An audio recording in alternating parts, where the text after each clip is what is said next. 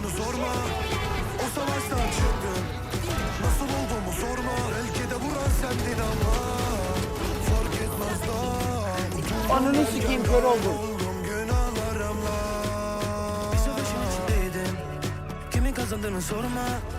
O savaştan çıktım, nasıl olduğumu sorma. Belki de vuran sendin ama fark etmez daha. Kurtuldum derken kayboldum günahlarımla.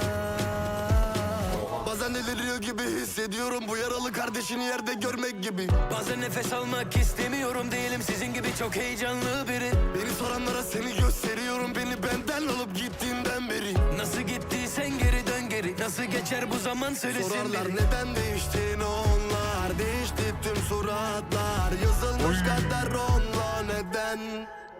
Toplar memurlar boş kovanlar, akrep eşel kovanlar.